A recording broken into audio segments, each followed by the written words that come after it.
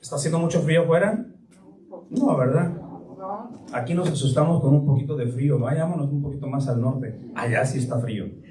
Bueno, mire, está el tema de esta mañana. El tema de esta mañana se titula Yo estaré contigo en la angustia. Y pues ¿cuántas personas no pasan angustia? ¿Por qué viene la angustia? Cristo dijo, en el mundo tendréis aflicción. Juan capítulo 16, versículo 33, ¿se acuerdan de las palabras de Cristo? Entonces el mismo Cristo Jesús dijo, en el mundo tendréis aflicción. Y la aflicción viene por la angustia. La angustia pues viene por causa de la aflicción. La aflicción viene por causa de la angustia, y la angustia es un sentimiento que todos hemos experimentado. ¿Amén? Todos hemos experimentado. Quizás ahorita tú estás en angustia. Quizás estás teniendo algún problema muy difícil, alguna enfermedad que te está haciendo mucho daño y pues estás viviendo un tiempo de angustia. Todos estamos expuestos a la angustia, a la aflicción. Cristo mismo sufrió angustia. Oiga bien, Cristo mismo, el Hijo de Dios, Dios con nosotros, aprendió y sufrió y tuvo este sentimiento de angustia. Y te voy a pedir que abras tu Biblia allá en el Evangelio según San Marcos, para que leamos la palabra de Dios y miremos que Cristo mismo sufrió angustia allá en Marcos capítulo 11 y versículo 32. Tú te has de acordar de esta historia. Marcos capítulo 11, versículo 32 en adelante.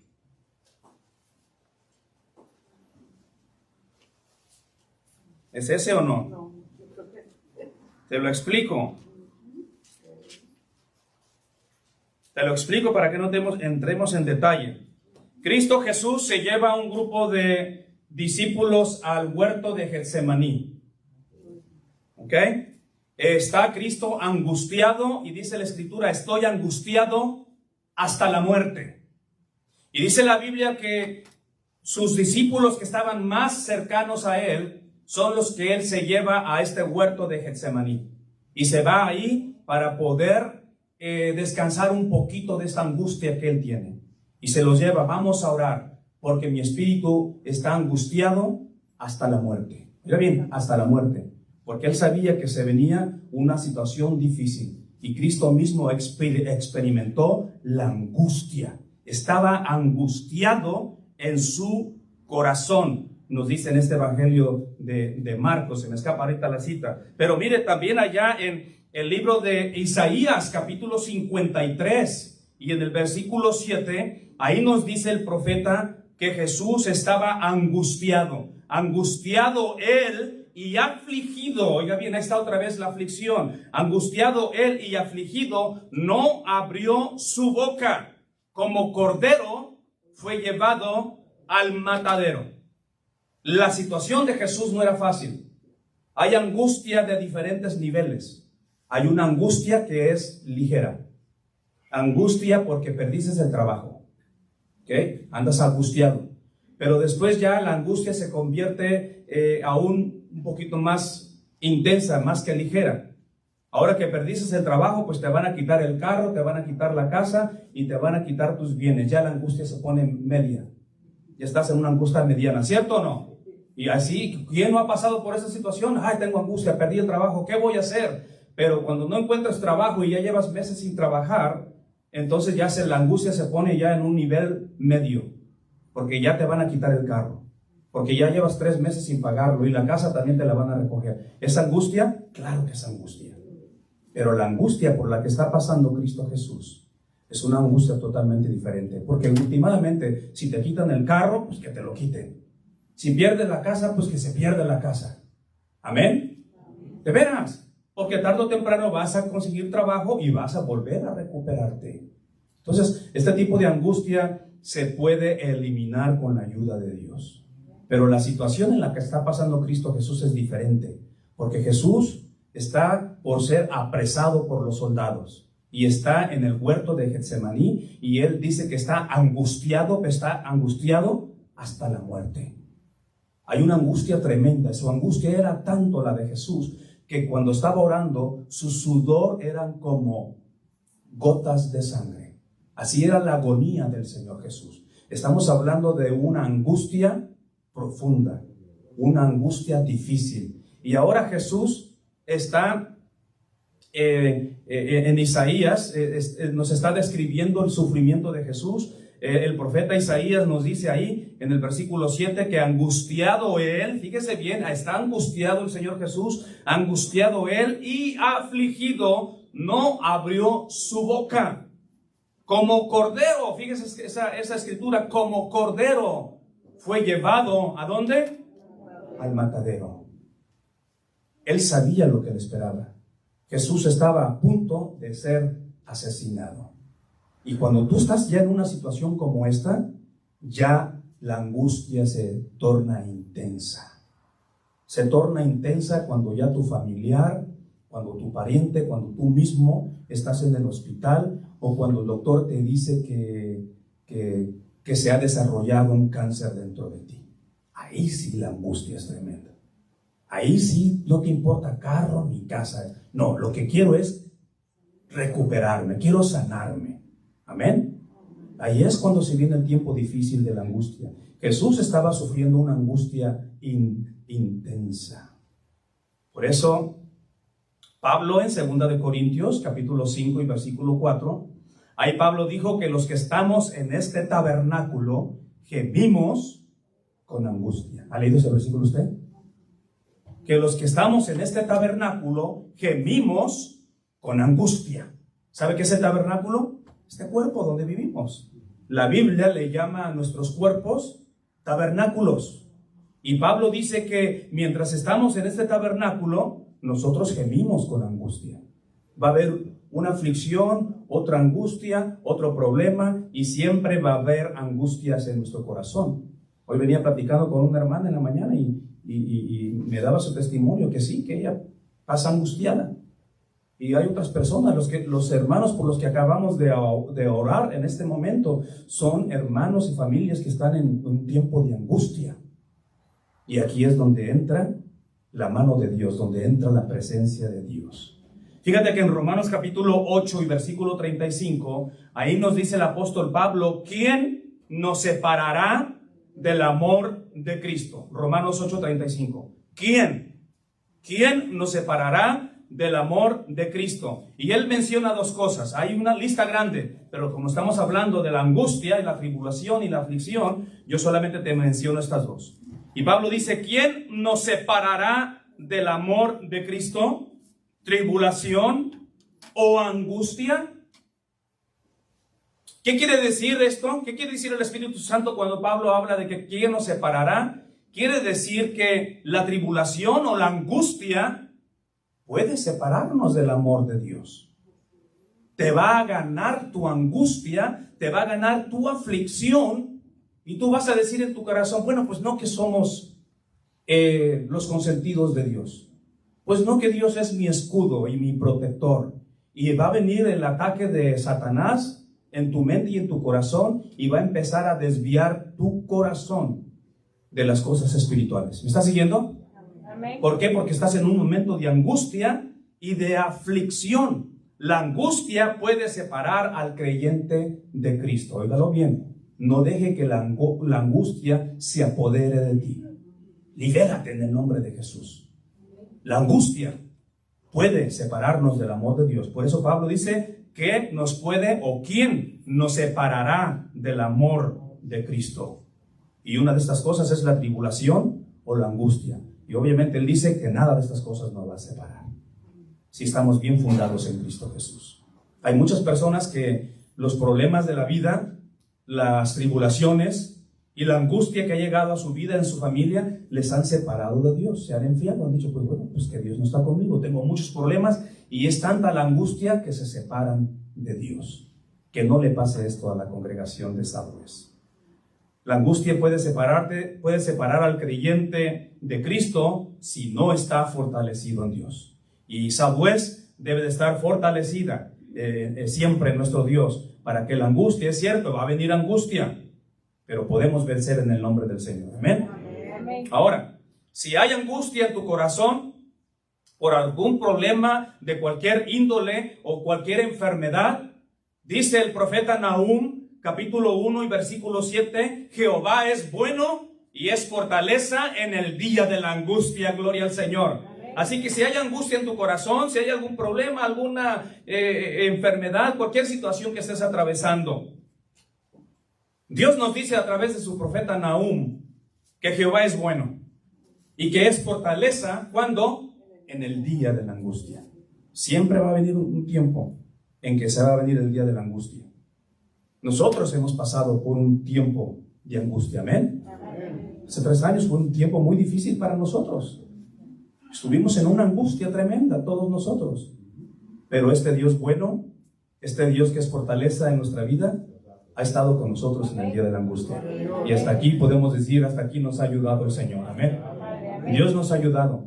Recuerda que cuando el pueblo de Israel estaba afligido, siendo maltratado por el pueblo egipcio, la Biblia dice que su aflicción era tanta en Egipto, que cuando llegó Moisés a decirles, Dios me ha mandado para liberarles, Dios me ha mandado para traerles libertad, era tanta su aflicción. Escuche bien, lea la escritura ahí en el libro de Génesis. Era tanta la escritura, perdón, el libro de Éxodo, era tanta la escritura, la angustia, que ellos ni siquiera escucharon la voz de Moisés. Y así hay muchas personas. Hay personas que su angustia es tanta, están tan afligidos por el problema, que cuando se les está aconsejando, miren, esto es lo que tienes que hacer. Dios quiere que tú busques la solución de esta manera. Pero la angustia es tanta en el corazón de la persona que están con su mente en otro lugar. Están con su mente sumergidos en la angustia y en el problema que les está embargando. Y no están escuchando lo que Dios les está tratando de decir a través de la persona que les está ayudando. Así que si hay angustia en tu corazón, cualquier problema, enfermedad, yo te digo esto en el nombre del Señor. Jehová es bueno, es fortaleza en el día de la angustia. Y yo quiero suplicarte que te aferres a esta fortaleza que es nuestro Dios. El Salmo capítulo 91 y el versículo 15, ahí este Salmo nos dice, me invocará, este es Dios hablando, me invocará y yo le responderé, dice el Señor. Me invocará y yo le responderé, con él estaré yo en la angustia. Estas son palabras de Dios para nosotros. Y él dice, lo libraré y le glorificaré, dice el Señor. La pregunta es, ¿queremos ser librados y glorificados por el Señor? Amén. Bueno, si queremos ser liberados y glorificados por el Señor, número 1, lo que tenemos que hacer es clamar a Dios. Debemos clamar a Jehová día y noche. Manifiesta tu angustia delante de Dios. Y ese es un problema muy grande, que la gente está angustiada con sus problemas y sus dificultades, pero se están consumiendo por su misma angustia y no lo comunican ni a alguien que tenga la capacidad de ayudarles, mucho menos se lo comunican a Dios. Si queremos ser librados y ser glorificados por nuestro Dios de nuestras angustias, la palabra de Dios nos dice que primero clamemos a Jehová. Clama a Jehová y manifiesta tu angustia. El Salmo capítulo 142 y en el versículo 2, ahí nos dice el salmista, delante de él expondré mi queja. ¿Cuál es tu queja? ¿Cuál es tu aflicción? Delante de él expondré mi queja. Delante de él manifestaré mi angustia. Ahora, pregunta. ¿Dios conoce nuestros problemas? ¿Dios conoce nuestra angustia? Amén. Pero no esperes que Dios llegue y te ayude si no hablas. Pablo dijo, orad sin cesar. Necesitamos ir y clamar a Jehová. Clamar es gritar y decirle, Señor, te necesito. Estoy en una situación difícil, estoy angustiado. Hay angustia en mi corazón. Y Dios quiere que tú y yo le manifestemos nuestra angustia delante de Él. Que hablemos con Él. Y déjame decirte algo, que al tú manifestar tu angustia delante de Dios, al tú nada más desahogarte y hablar con el Señor y manifestarle la situación en que tú te encuentras, nada más por haber hablado con Dios y desahogarte con Dios, tu angustia se aliviana por un momento en ese rato.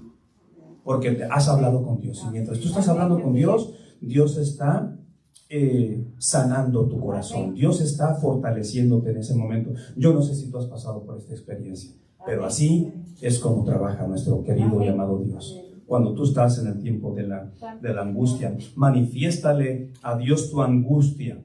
Entonces dice el Salmo 107, versículo 6, entonces clamaron a Jehová en su angustia y los libró de sus aflicciones. Se está refiriendo al pueblo de Israel. El pueblo de Israel se vio afligido una y otra vez. Muchas aflicciones tuvo Israel. No había alimento, no había agua.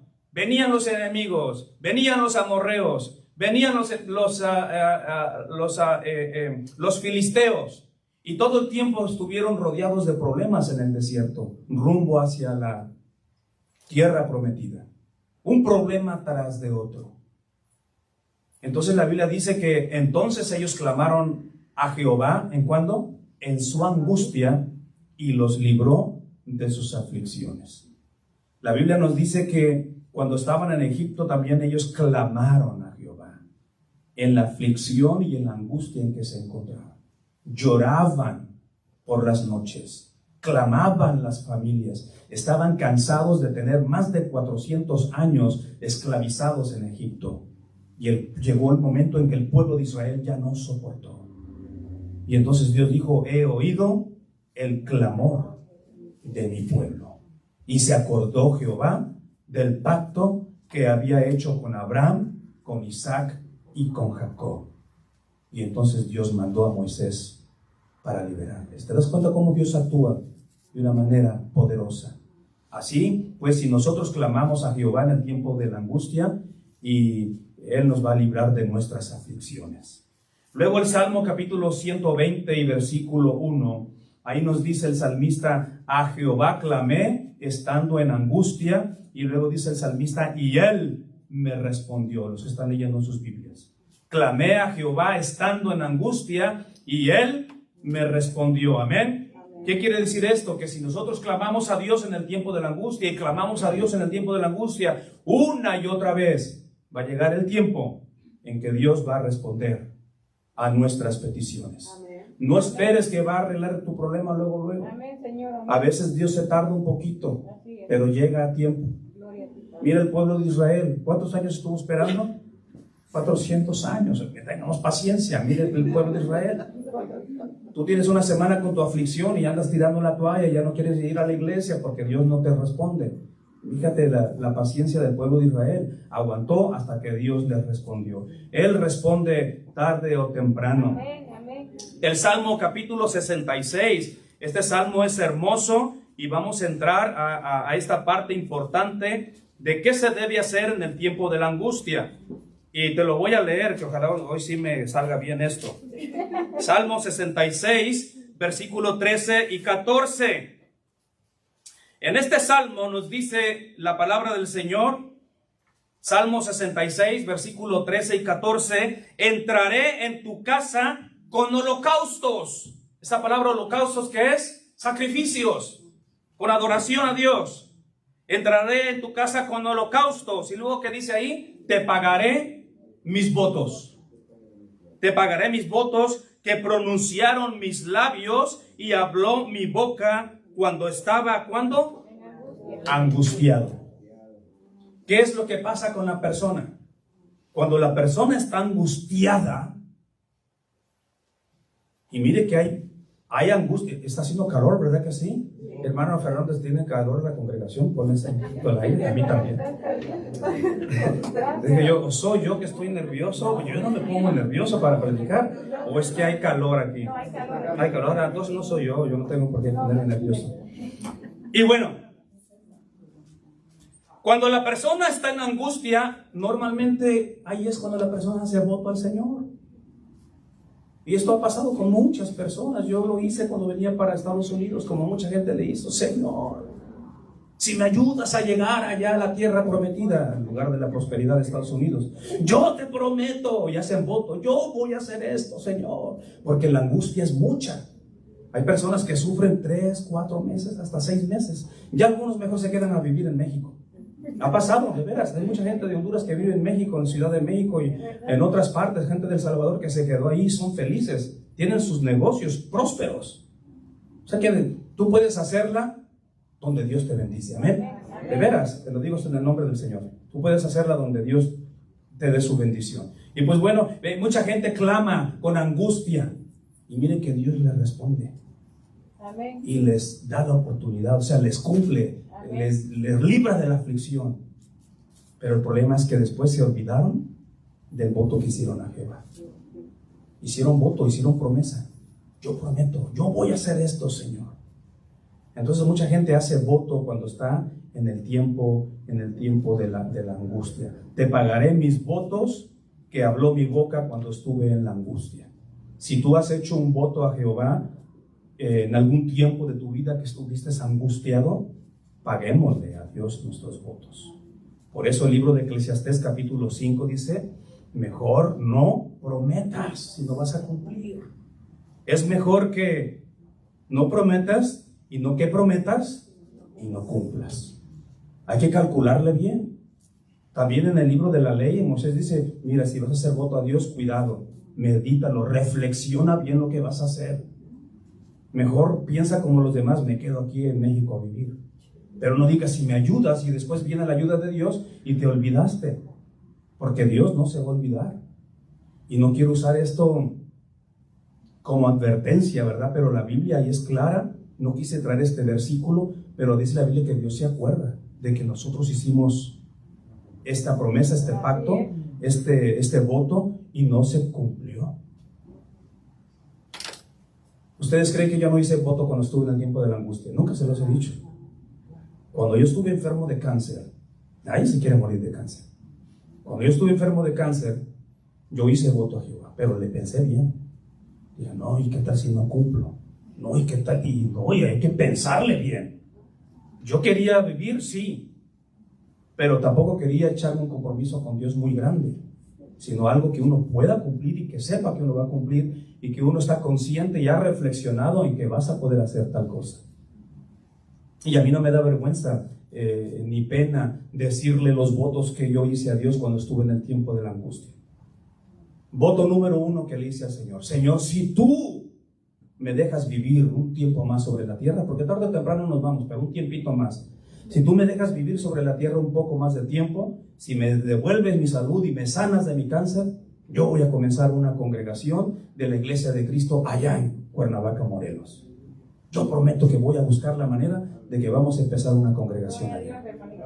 Y así es como existe la Iglesia de Cristo allá en mi casa en México, por un voto que yo hice al Señor.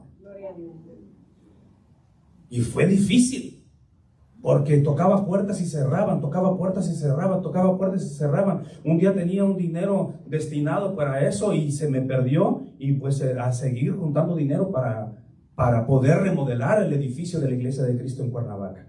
Pero se logró con la ayuda de Dios. Y ahí está. Mi voto está cumplido y estoy contento. Pagué mis votos a Jehová cuando estuve en el tiempo de la angustia. Voto número 2. Yo le dije al Señor que si Él me dejaba vivir, entonces yo iba a dar testimonio de Cristo Jesús mientras yo existiese en esta tierra. Que iba a seguir hablando y proclamando el Evangelio de Cristo Jesús.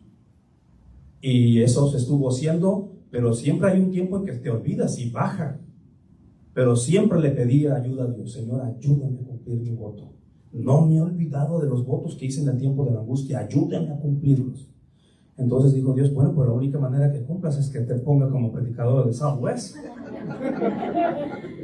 Y miren que estar al frente de la congregación me ha ayudado a cumplir el voto que yo hice a Jehová en el tiempo de la angustia. Así que no soy yo, hermanos, es el Señor que está obrando a través de su Santo Espíritu. Él es el que está ayudándome a cumplir este voto. Y el voto pues es de santificarnos. El tercer voto fue de buscar la santidad y vivir una vida íntegra delante de Dios. No quiero seguir siendo un hombre como cualquiera. Quiero ser un hombre especial para ti. Quiero ser un hombre íntegro para la honra y la gloria tuya. Y ahí la llevo. Son 3 votos. ¿Y usted cree que no puede flaquear mi fe y de repente olvidarme de mi voto? No, hay que continuar adelante, porque Dios me ayudó en ese tiempo de la angustia. La palabra de Dios nos dice que Jacob hizo voto. Jacob es hermano de Esaú. Él estaba angustiado, iba con angustia. ¿Por qué? Porque su hermano lo quería matar. Él era feliz allá con su mamá ayudándole a hacer la comidita, porque a Jacob le gustaba la cocina. Su hermano Esaú era cazador y Isaac amaba a Esaú y su mamá amaba a Jacob. Y era feliz ahí, pero de repente se pusieron difíciles las cosas en la vida de Jacob. Tanto que le dice a su madrecita, ¿sabes qué? Sal y vete con mi tío allá, Labán, porque tu hermano se ha empeñado con la idea de matarte. Uy, esa es una angustia bien grande. Imagínese que tu hermano, que tu hermana, que tu prima hermana te agarre un odio tremendo y que te quiera matar y que te quiera echar veneno de rata ahí en la comida. Que cuando te vas a bañar te pone unos cables pelados ahí para que... Imagínate, ¿no ibas a vivir en angustia? Pues claro que sí. Y dice la escritura que entonces Jacob salió huyendo porque su hermano lo quería matar. Y cuando llega a cierto lugar, Génesis capítulo 28, versículo 20 y 22, ahí nos dice la escritura que cuando llega a cierto lugar tiene un sueño. Porque Dios lo ve cómo va con esa angustia. Y Dios le muestra cosas maravillosas. Y cuando él despierta de su sueño, él dice, esto no es otra cosa que casa de Dios. Y entonces él pone una piedra y derrama sobre ella aceite y hace un voto al Señor. Y le dice, Señor, ahora que yo voy para allá, si tú me bendices con comida y vestido, oiga bien, no le pidió riqueza. Si tú me bendices con comida, con vestido y con sustento, tú serás mi Dios. Y yo voy a darte el 10% de lo que yo gane. Qué lindo sería que nosotros hiciéramos una promesa como esta. Y mira, vamos a leerlo porque no nada más es esto, bueno, no lo vamos a leer. No nada más eso dice, si tú me bendices hasta que yo regrese a la casa de mi padre. Y yo entendí este mensaje. Que Jacob tuvo un peregrinar en la vida de donde estuvo con Labán. Y él le pide a Dios, bendíceme, prospérame, dame comida, dame vestido, dame un lugar donde trabajar y yo voy a darte el 10%. Hasta que regrese a la casa de mi padre.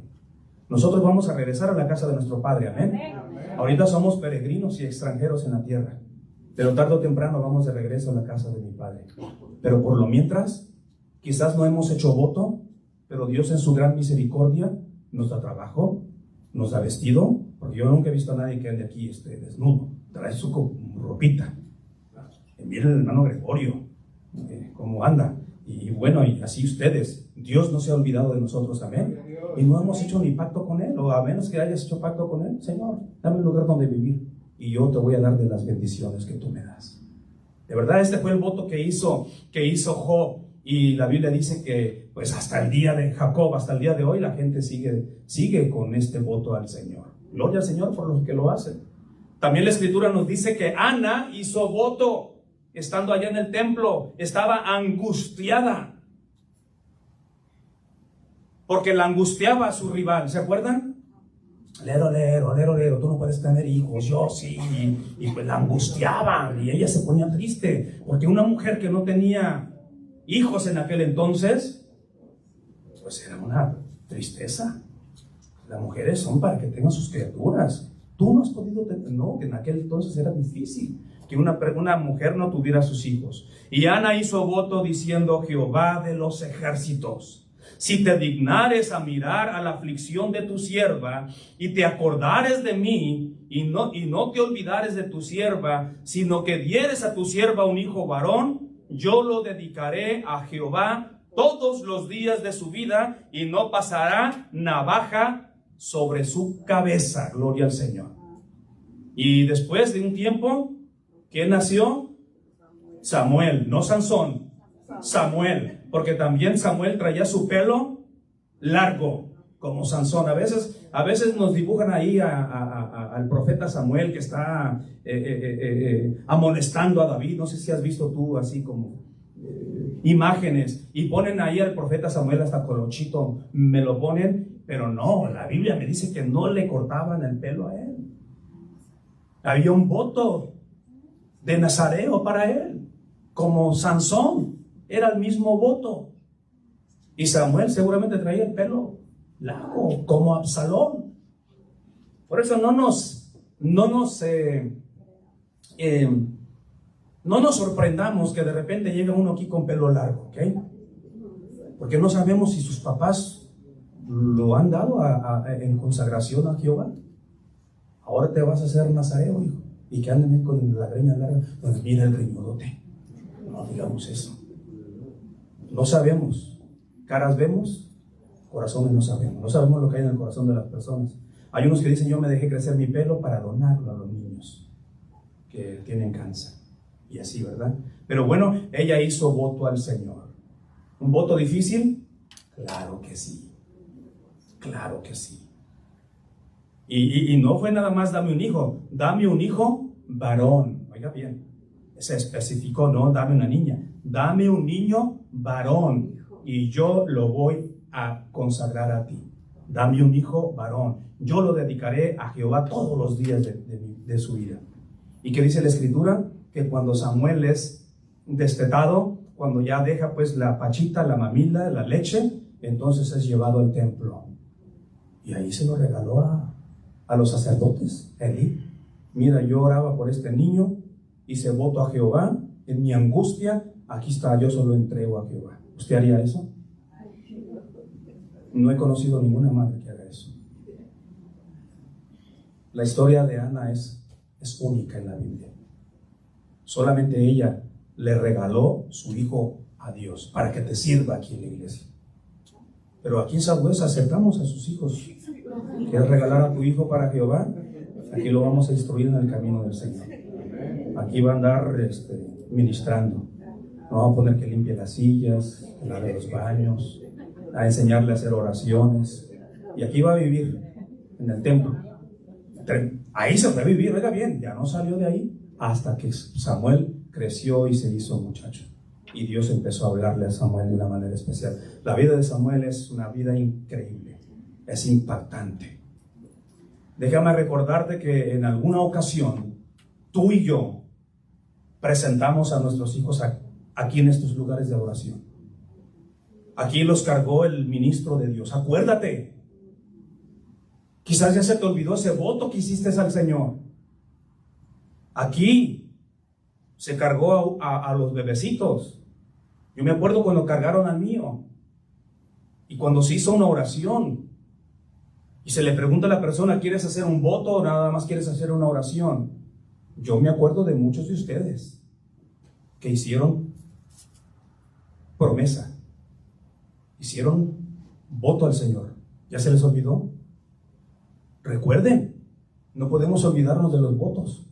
Y se oró por ese niño y se le dijo a los padres que ellos tomaban la responsabilidad y el voto, la promesa de guiar a sus hijos por el camino del Señor y que les iban a enseñar sus mandamientos, que les iban a enseñar a orar, que les iban a enseñar a cantar, que les iban a enseñar a ofrendar y que iban a ser hombres y mujeres conforme al corazón de Jehová. Recuerden que hicimos ese voto. Quizás muchos de nosotros hemos fallado. Pero ¿sabes qué? Todavía estamos a tiempo. Todavía podemos hablar con nuestros hijos. Hijo, ya me acordé que fíjate que yo hice voto a Jehová cuando te presenté delante del Señor. Cuando eras un bebé. Acordaos de las promesas que se hacen y cumplamos con lo que nos comprometimos en esos años. Así que ese es el primer punto.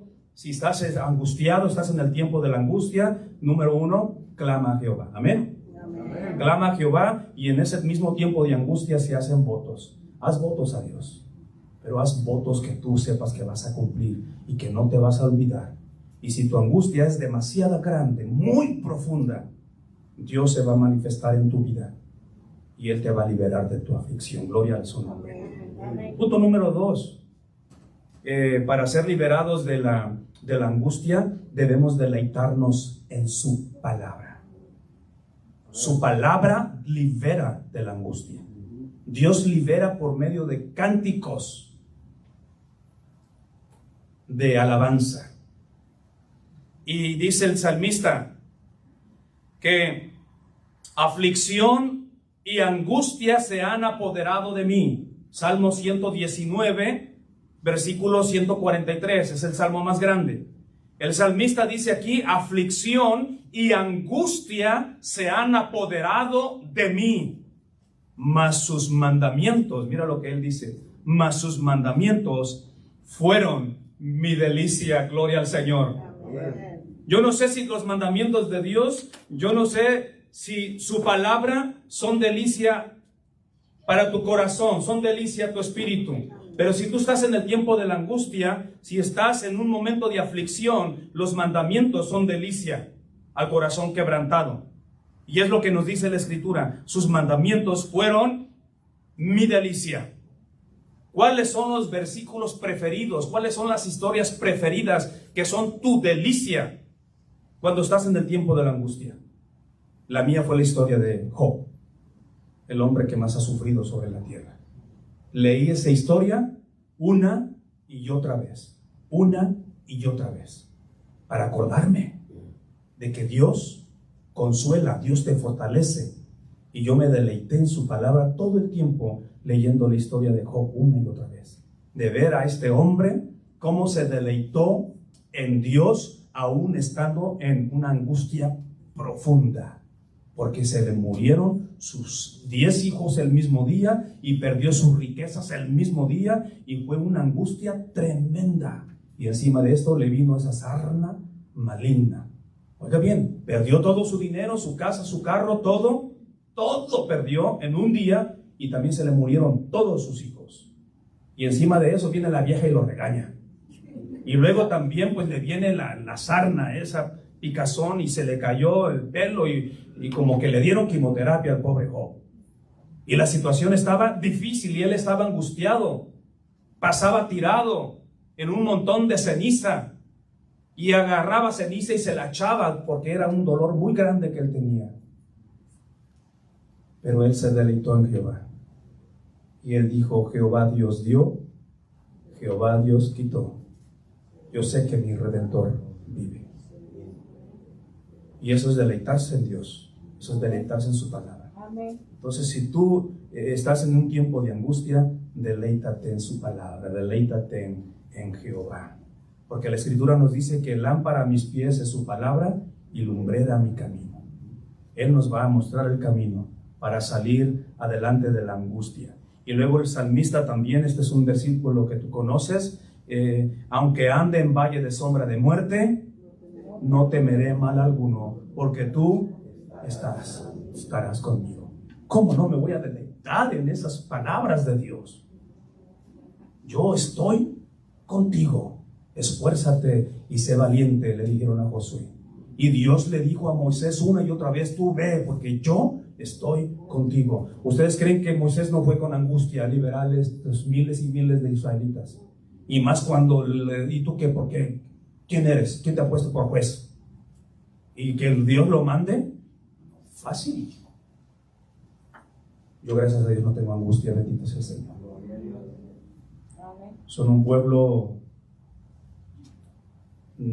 dócil, pueblo amable, un pueblo que ha madurado y un pueblo que está siguiendo agradar a nuestro Dios solamente. Y cuando se agrada a Dios, pues los líderes tienen descanso. Y debemos de seguir creciendo. Estas clases que se están dando por las mañanas son increíbles. Yo espero que tú estés agarrando la información correcta y sepas lo que Dios está mostrándonos a través de estas lecciones en la mañana.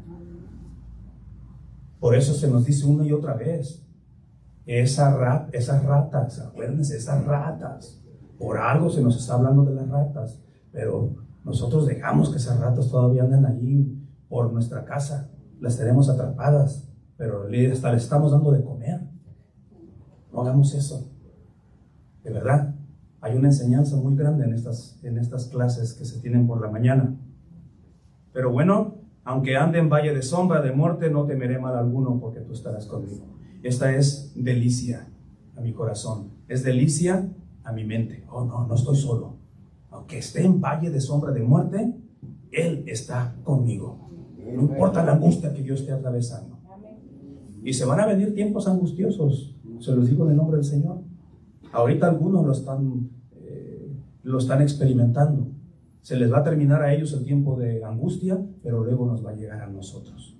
Estemos preparados, porque Pablo dice que la angustia puede separarnos del amor de Dios si no estamos fortalecidos en Cristo Jesús. Y termino con este último punto.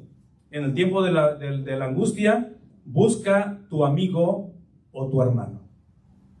Busca a un amigo o a un hermano, porque Dios te va a ayudar, Dios te va a fortalecer, pero un amigo en tiempo de angustia es bien importante. Ellos te van a ayudar a salir adelante y te van a fortalecer, y dice la Escritura que más vale dos que uno.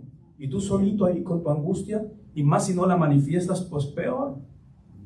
Busca a tu amigo o tu hermano. Dice el Proverbio 17:17, en todo tiempo ama al amigo. Y es como un hermano, ¿en qué tiempo? En el tiempo de angustia. Ahí es cuando se manifiestan los amigos, los verdaderos amigos, cuando tú estás en el más peor tiempo de tu vida, estás en la angustia, y ahí llega el amigo, que es como un hermano. Cristo dijo, ya no os llamaré siervos, pero os llamaré amigos. No hay mejores amigos que los amigos de la iglesia, se los digo en el nombre del Señor. Nunca les he querido decir esto, pero se los digo hoy. No tengo amigos. No tengo amigos ni en el Facebook, no tengo seguidores, no tengo nada. No tengo amigos. Mis amigos de la primaria, pues desde el kinder, porque desde ahí tuve amiguitos que eran compañeritos y que quisieron ser mis amigos. Pero pasé por la primaria, pasé por la secundaria, pasé por la preparatoria y no me identifiqué con alguien que dije, este sí es mi amigo, porque no encontré un amigo. No tengo amigos, ¿podrás creerlo? No tengo. Y oye, ¿tú tienes un mejor amigo? No. ¿Saben quiénes son mis mejores amigos? Ustedes, la iglesia. Ustedes son mis amigos. Como dijo Jesús, ya no les llamaré siervos, os llamaré amigos. Porque ustedes son los que me han tendido la mano cuando tuve cáncer, ustedes son los que me apoyaron cuando se murió mi esposa, y ustedes me han dado su mano como amigos verdaderos cuando he estado en el tiempo de la angustia. Ustedes son mis amigos. Cristo es mi mejor amigo. No hay otro amigo como Cristo Jesús. En un tiempo de angustia, en un tiempo que se necesita la ayuda del amigo, son un consuelo en tiempo de la angustia, los amigos. Y Cristo es nuestro mejor amigo. La Biblia dice que un verdadero amigo da la vida por él. Y Cristo, dice la Biblia, que dio su vida por nosotros, sus amigos. Dio la vida por ti, dio la vida por mí. ¿Qué mejor amigo vamos a encontrar que Jesús? Amén. Entonces, hay una invitación, hermano. Vamos a estar de pie y vamos a cantar una alabanza titulada Renuévame, Señor, porque necesitamos renovar nuestra vida espiritual y ver con nuestros ojos espirituales que Cristo es nuestro amigo y que Él está renovando nuestra vida cada día más. Renuévame, Señor Jesús, con Él no quiero ser igual. Renuévame, Señor Jesús, pon en mí tu corazón,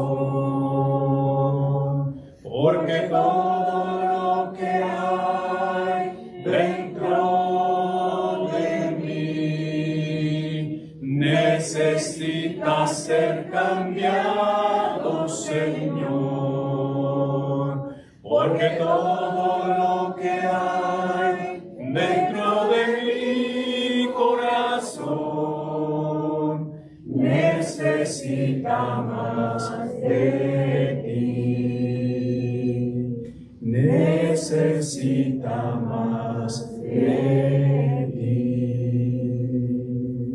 Amén, necesitamos del Señor. Pueden tomar asiento.